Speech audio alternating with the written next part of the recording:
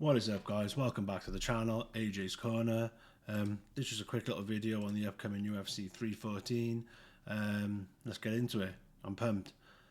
Women's bantamweight bout, skip past that, not interested. Apparently she's ranked 13. I've heard of her, can't remember seeing a fight. I never actually watch the women's fights. I get other things done when they're on. Don't know them, don't care. Trajan Gore versus Marco Tulio. Should be a decent-ish fight. Trajan Gore is the fake, false, phony Ultimate Fighter. He's not the true Ultimate Fighter, but anyway, I expect that to be a decent fight. Could be a finish, I think. Sumadeji versus Mitroposo. That's an exciting fight. Can't wait for that. That should be a good little scrap. Expect a finish possibly, even though they're flyweights. Cedrique's dumbass versus Michael Olaseychuk. I hope Olaseychuk knocks the tattoos off his face, because the guy's just... he just looks like a bell end. I'm just going to be real. Next up, let's get into the proper fights. Darren Elkins versus one of my favourite fighters, Juicy J, Julian Erosa. This will be a scrap. I think Juicy J takes it by decision, because Elkins is just so damn tough. But Elkins could get to the stage in his career where he just starts getting sparked out and has a glass jaw, because he's one of those fighters, he has just taken so much abuse. It's amazing the wheels haven't fallen off. Haven't fallen off yet. I'm pumped for that fight. That is an epic fight. Jim Miller versus Chase Hooper. I really like this matchmaking for both guys. I think that if they fought 5 times, I think they probably go 3-2. I might be wrong. Hooper might get dominated, or Hooper, if I had to pick, I'd pick Hooper, because he's younger, hungrier, fresher. But this is a really good fight here to let us know where Chase Hooper is. Jim Miller is a real tricky guy on the ground and on the feet. He's a tough customer, tricky customer, a veteran. But Chase Hooper's really coming into his own. That performance against Slava Klaus really showed us that he's so young. I'm not sure how old he is, but 5 years time, he could be a serious contender, possibly champion. You don't know if he's gets a lot better over 5 years each year, in stages. Sky's the limit for the kid. Great fight, great matchmaking. Yao Xiaonan versus Virna Jandiroba. Hopefully Yan knocks her eyes straight just to sort her out. Yan Xiaonan, I thought she looked really good, impressed me against Weili Zhang. I thought it was a lot closer than the judges had that fight. I thought she was very impressive. I'm pretty sure, if I remember rightly, she dropped Weili a couple of times. And that was a good fight. Now we've got the legs and no torso. Sean Woodson, the notorious no torso, versus Dan Ige. Dan Ige is literally fighting for his top 15 of life, rankings-wise here. I'm not sure if your sponsor money drops off a cliff, 'cause I know they don't get a lot anyway, but being in the top 15, you'll get a certain amount for your ranking. So I think this is Woodson's time. I think Dan Ige has had plenty of chances to further his career, and he's always seemed to come up a bit short. Good fighter, but not good enough. Sean Woodson, I think, takes this decisively, and we're going to see Sean Woodson finally against the top 15, which is going to be exciting, and I can't wait for it personally. So I'm pumped for this. Hopefully Woodson can get it done. We've seen Ige in the top 15. We've seen where he is, where his ceiling is. We've seen how far he can go. Seems about it. It's Woodson's time. Woodson's going to take this, I believe. Nikita Krylov versus Dominic Reyes. This is a great fight. The comeback for Dominic Reyes has been spectacular. Spectacular. When you get banged out, how many times did he get sparked in a row? Will it show? Can we have a look? Will it show us his recent record? So Span beat him, and then he beat Jacoby. I remember that fight. That was impressive. And then he beat Smith. So let's not get carried away. A win over Anthony Smith is not worth much on paper these days. See what I did there? But yeah, man, this is a tough fight. Man, I like both guys, to be honest. I remember he used to be called Al Capone. What's he called now? The Miner. Come on, man. Al Capone it should be. Man, I can't pick this fight. I like both guys. I'm not going to pick... I don't know. I honestly don't know. I'll go with Krylov, because I just think he's got the better chin. But I think Dominic Reyes, if he wins this, he could be in some tough fights after that. But he seems to be able to take a shot a little bit better than before now. He seems to have come back a little bit, but we'll have to wait and see. I think Krylov will test him. Next up, now, this is just...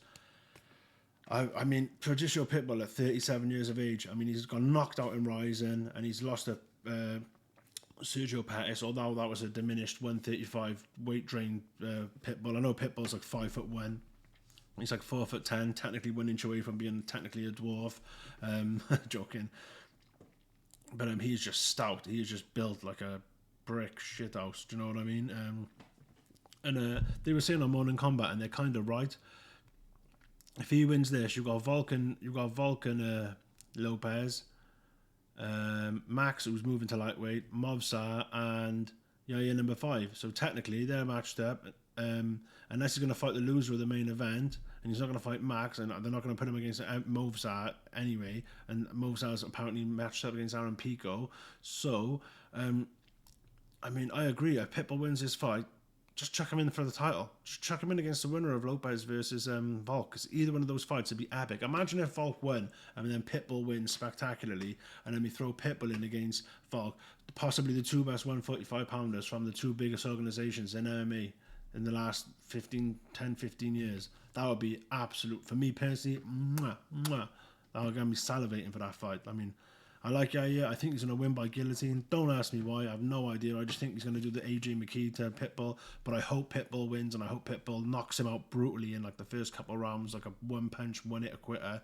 Nothing against Yaya, but I just want to see Pitbull fight for that UFC title. And if he could win it, oh my God. Imagine if Volk wins, 5 rounds, looks amazing, or even finishes Lopez, and looks just back better than ever, refreshed, good to go, and then Pitbull comes in and just wipes the floor with Volk. That would be crazy. I mean, where would you rank Pitbull then? I mean, do you know what I mean? Because he's not the same age as Volk, and he's taken the damage and the knockouts like Volk recently too. So that'd be exciting. John Silver versus Bryce Mitchell. Man, I see this going terribly for Bryce Mitchell. I think this is a terrible matchup. The odds makers agree, minus 340 Silver. I think this is good matchmaking. If you're a tiny hat lover. I don't really want to say, you know, I can't say what people, what race, I can't say that. But, man, John Silver's going to take this. I think he's going to end up in the top 10 because he's going to brutalize Bryce Mitchell. I think Bryce Mitchell is going to, man, you're going to be, he might change religions, he might get hit so hard. He might put that Bible down and pick up something else, the Torah, maybe, whatever it's called. But, man, I picked John Silver by brutal knockout. Yeah. I mean, look at him. He's a demon, isn't he? I still want him to get beat because of that long walkout he did ages ago, and like the way he's just so cocky. I like cocky fighters, but there's just something about him. I just want to see him get sparked out, like, to be honest, and humbled. Next up, Pimblett versus Chandler. I've been going back and forth on this, but Chandler, even in all his losses, he has been so close to, like, the first fight with Olives, he almost had him out of there. The second fight with Olives, he proved, even though he kind of got dominated slightly in a way, he proved that, he's thereabouts. The Gaethje fight, it was the new Gaethje. If it was the old Gaethje that wasn't prim and proper and hadn't toned it back a bit, he might have won that fight too. But Michael Chandler's a lot better than his record suggests, and believe it, he has got the power to send Paddy Pimblett into the shadow realm, and that's why the odds are so close. Man, I could see Paddy taking this back and doing something, and I could see this being a frustrating fight. But then Chandler's always so dangerous, especially in that first round. I mean, the guy is just dangerous. Man, I don't know who to pick in this fight. It is. I think they strategically picked this a Paddy, but Michael Chandler's UFC record doesn't. If you just look at it on paper, to quote Anthony Smith again, it doesn't tell the full story. It just doesn't. It's like a close fight that goes 50-45, but every round was really close, but the other guy just edged it. That's almost like Chandler's MMA UFC career. He's been so close and just so close. I mean, he was literally, the referee could have literally stopped that fight and no one would have had any qualms with it. So he could technically have been a UFC champion and no one would have moaned. No one would have said anything. I know it's Charlie Olives, but still, I don't think many people would have complained if the referee had stopped that fight because it looked bad for Olives. It almost looked like he was the 145 quit Olives was coming back out of him. But man, I gotta go with Paddy. I think Chandler could win. I hope Chandler wins. I think it'd be funny as fuck to see Paddy get sparked out. I just think it would. But I never get what I want, so it's probably going to be a frustrating 50 minutes of Paddy just like a Tyson Fury old school boxing match, just fiddling his way through it in the most boring way possible. So I think Paddy by putting the crowd to sleep. No, main event, man. I've been going back and forth on this. I think if Volk can take the power and take the punch, I think Volk takes this fight. That's how I've got it. And oh my days, they've actually got Wow, Volk's a favourite. 148, minus 148 to plus 124, Lopez. So this, wow. I'm not sure where they're getting these odds from. I'll have to maybe check the odds on some other gambling sites, but wow. Let's quickly have a look. Volk, Lopez, odds. Let's have a look, let's have a look, let's have a look. Come on, let's have a look at DraftKings, what they're saying. Oh, they will be DraftKings, so they're using, won't they? That's the rounds. Come on, give me just a straight fight. Let's have a look. Lad Brooks. I'm in the UK, so. Odds checker. Oh, we got all the odds here, right. So it's pretty damn close. But almost everywhere has got Volk as the favourite. Bet Victor has got Lopez as the favourite. I think I'm getting this mixed up. Hold on.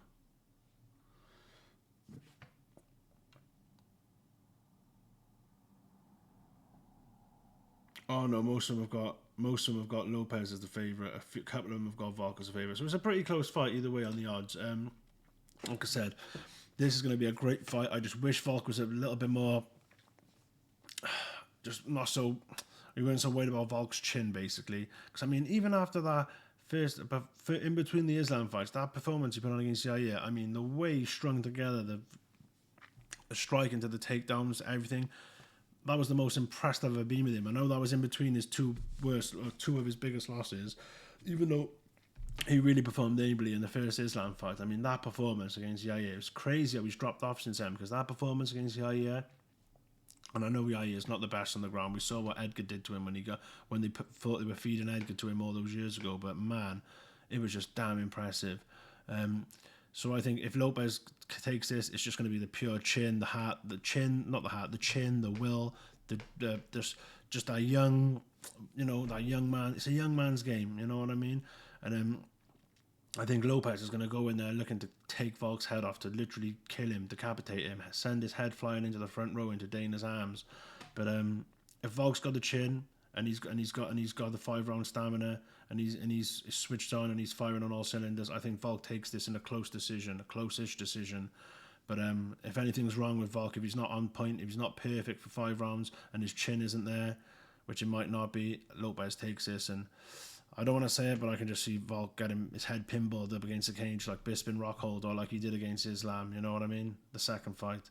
So, or was it Topuria? I think he might have got pinballed by them both, but either way, there's a good chance this goes badly for Volk. So that's my pick. I'm going with Volk, but man, if I had to bet that money against my head, I'd probably go with Lopez. But I'm gonna give Volk a benefit of the doubt one last time, like I did against Topuria, and we'll see what happens. But that's my thoughts. Thanks for tuning in. If you had, give me a like, give me a comment, give me a subscription.